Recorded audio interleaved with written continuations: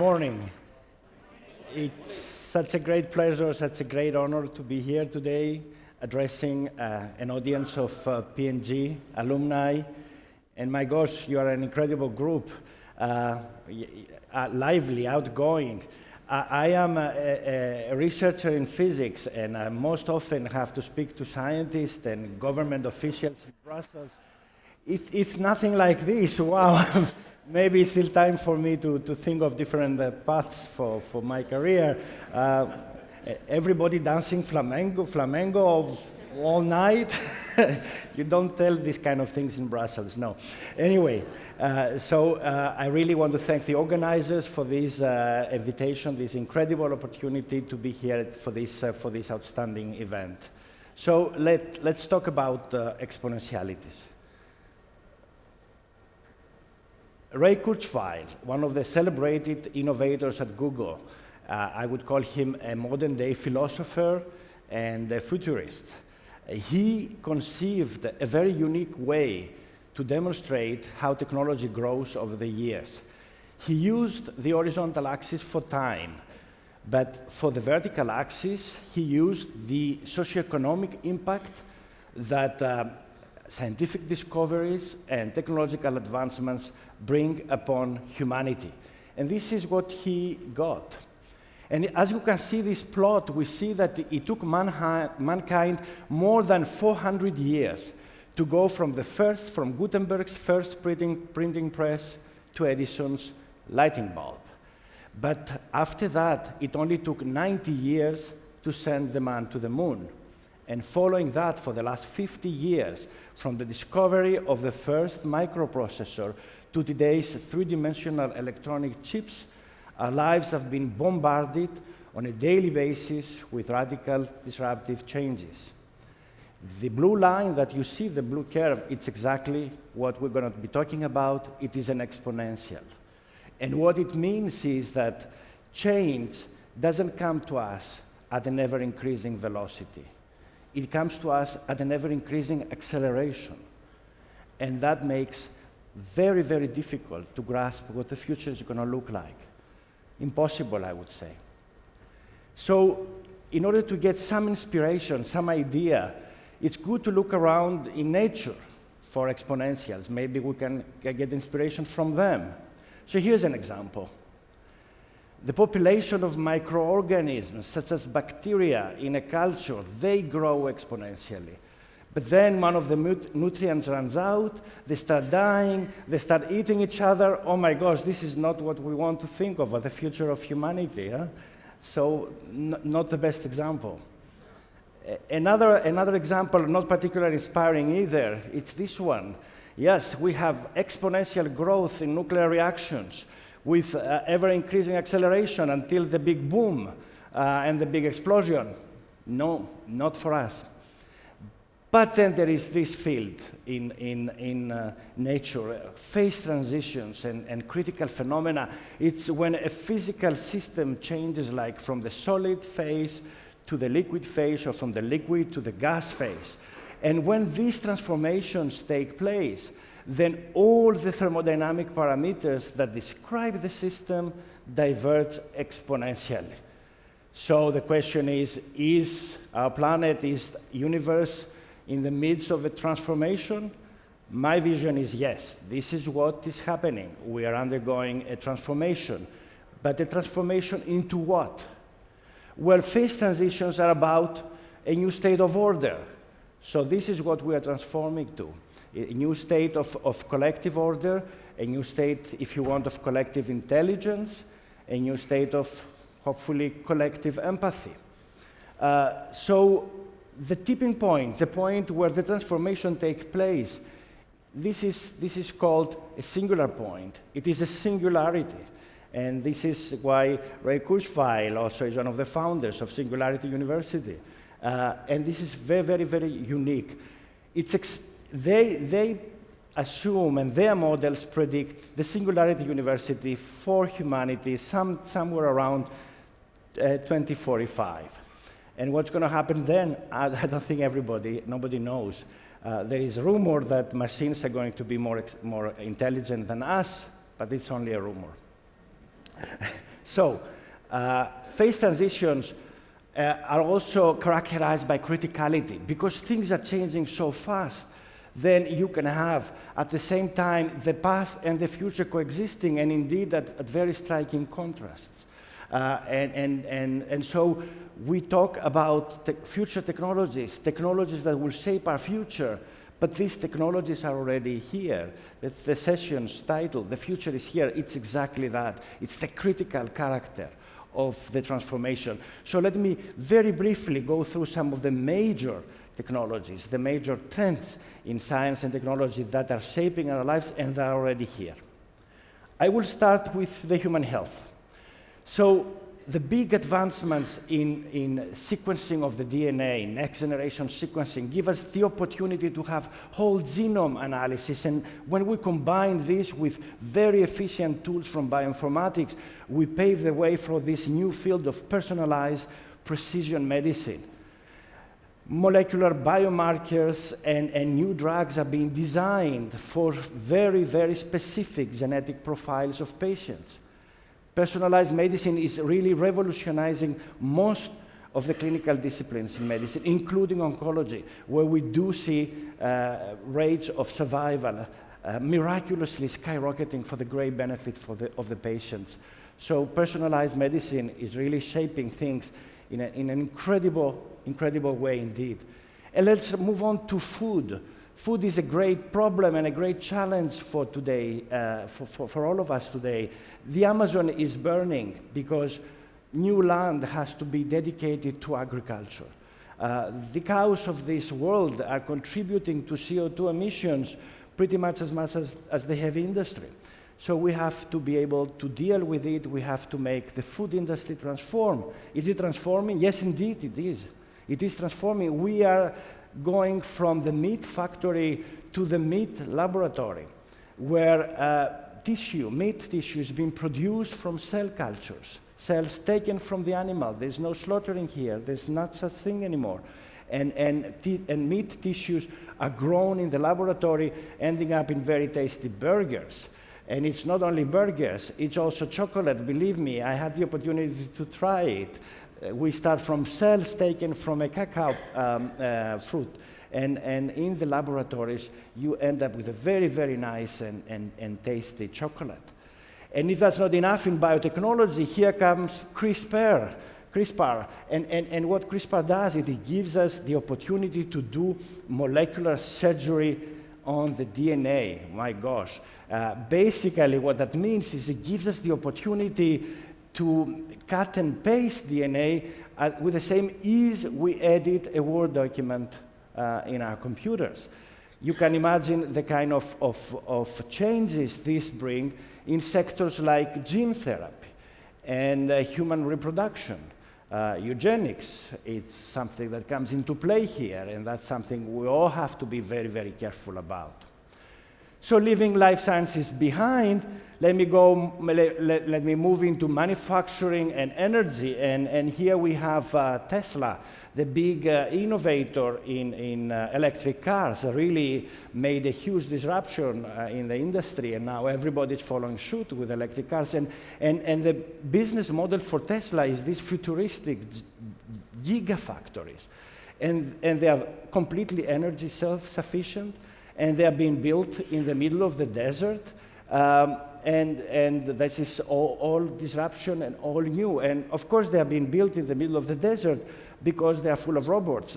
There are very few humans in these factories, so it's no need to be near a city or something. It can be in the middle of the desert. Is this the model? Is this the manufacturing model of the future? Because we live in an exponential era, nothing is guaranteed. While Tesla is setting the standards in this direction, at the same time, we keep a close watch, a very close watch to other movers in the auto industry. And let's talk about local motors. This is an industry that is building not gigafactories, but microfactories. And they are building them basically everywhere, from Tennessee to North Carolina to Michigan. Actually, they are choosing areas where automotive industry used to exist in the past. What are they making in these microfactories? Well, they are also making these kind of vehicles. They're called OLI. They are fully digital, autonomous vehicles, electric vehicles. And why can they make them in microfactories? Because they use absolutely 3D printing technology, and they also use fully recyclable, materials coming from recycling, so there is zero environmental footprint in all their endeavors. So you can see that the disruptors can be disrupted at any point, and there are trends that nobody really knows where they are going to lead. Of course, with 5G present, the doors are open now for autonomous vehicles everywhere, and this is going to change things very, very much. I move on to quantum computers. There's a lot of talk these days between IBM and Google about quantum supremacy. Yes, it is supremacy, of course it is. These incredible machines, we already know that IBM owns one, and it's very likely that Google owns one. We just need to have more evidence that indeed they do. So these incredible machines, they work in absolute darkness, in absolute silence, and in very, very cold environment, just 0.02 of a degree above the absolute zero temperature of minus 273 degrees Celsius. It's incredible if you think. And these machines are not available just to their makers. No. Through cloud applications, anyone in the world can access this machine and do their computing. And this computing, my gosh, is so very different from anything we know. We are leaving the binary logic of 0 and 1 behind, and we move into probabilistic computing with all the values between 0 and 1 to be equally accessible. The kind of power, the kind of computing power we will have with quantum computers is unimaginable. It's expected that in a very short time, the entire field of biology will be done in silico. The entire field of biology will be simulated. So we will be needing wet laboratories only to confirm the final experiments, for the final results. Things like cryptography, cybersecurity, all these, with the quantum computers, are going to be very, very, very drastically altered. And then I move on to space. I would add the oceans, the depths of the oceans here. These are the brave new worlds of today. And already we see a lot of companies being ready for exploring the space and colonizing it, possibly for the benefit of all of us. So technology grows, but the growth and the magnitude of technology is not the only thing. Technology has also a direction, and it is this direction today that is causing fear. It's causing a lot of fear around the world, and mainly fears comes because of the possibility for social disruption. People around the world are afraid for jobs that are being lost, because of robots, because of automation. And they are already demanding very forcefully, that economies should be based on workers and not on robots. And of course, there is the wealth inequality. So far, we see these exponential technologies not really bridging the gap between the haves and the have-nots. On the contrary, the data of the last few years, they show that the owners of the capital and the intellectual capital, that is the innovators, they are the ones to benefit most from the advancements of technologies. So are these fears substantiated? No. My personal view is I do respect these fears, but one cannot stay with them. We have to set them aside. I think we have to be optimistic about the future. We have to be optimistic about the opportunities and the hope that technology brings. And I don't say that with a light heart. This is quite based on data. So data-driven optimism. These are data collected from international organizations such as the United Nations, the World Bank, the World Health Organization. And what we see is that technology has done a lot for the planet over the last 200 years. Extreme poverty, 94% lived in extreme poverty in 1820. Only 10% live in extreme poverty today. And literacy, just 12% of the population over the age of 12 was able to read in the 1820. Now it's only 15%, the percentage that cannot read. So technology is really shaping this planet for the better. We have to believe in technology. We have to stick with it and the optimism it brings. Child mortality, same thing. 46% of infants died before the age of 5 in the 1820s. Now 96% survive the first 5 years. And look at that. That's a little ambiguous, but even democracy. 1% of the planet lived in a democratic state in 1820. It's considered that 56% today lives in a democracy. But of course, this plateau over the last few years, it's a little bit worrisome. Nevertheless, I do believe that technology can support, can help democracy if we are really focused and we really want that to happen. So opportunity. Technology brings opportunity, and that's very important. That's what we have to keep. There's also fear for machine supremacy. That's also very, very common everywhere. How powerful machines are going to become. These machine learning algorithms, do they have an upper bound? A machine learning from its mistakes. How perfect is it going to get? Is there a limit there?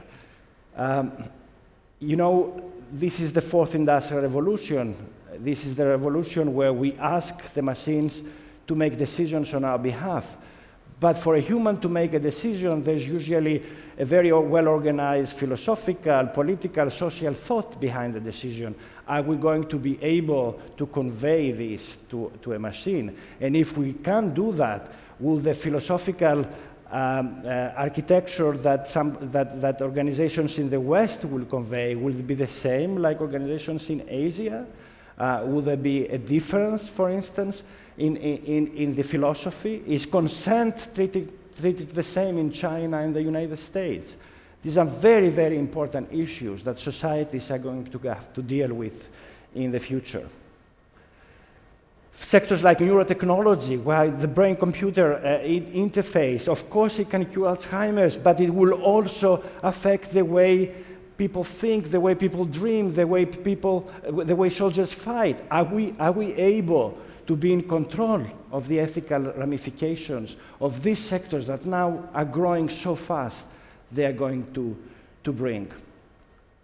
Elon Musk, the ex-CEO of Tesla, he came out very forcefully. AI is far more dangerous than nukes, he said, than the nuclear weapons, asking for regulation of artificial intelligence right now. I would agree with him. This is something we have to start working on right now and at a global level.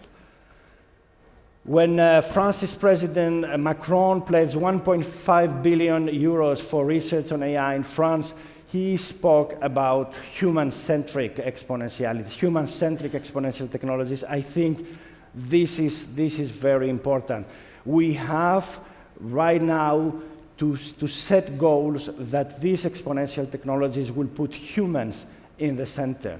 They will protect human rights, human freedoms, they will protect the arts and creativity, they will protect the environment.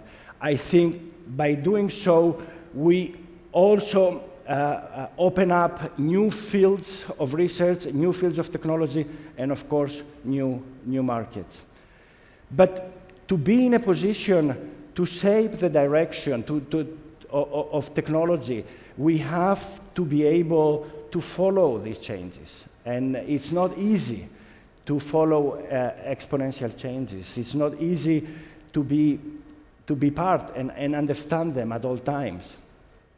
There's only one way to do that, and this is by embracing the exponentiality. You see, humans, we are learned to respond to change in a linear way. This is by producing policies and politics, and that's all we know how to do. But linear projections will make us diverge from the actual facts of the technological growth. So we have to keep reacting with the linear models that we know, and it means this is very difficult. It actually means that we're going to be constantly redesigning concepts and forecasting models. We have to be in a position to acquire the mindset for agility and adaptability. We have to constantly reinvent ourselves. And this, my gosh, it's a very, very difficult task. And while us scientists in the laboratories are going to keep producing new knowledge at all times, and societies will be asking governments for protection and prosperity, I think that it's you, the business leaders, that are going to be the most crucial force because you are creating value for your companies, but also for societies. So you will be the crucial force for actually shaping the direction that technologies are going to take in the future. Thank you very much.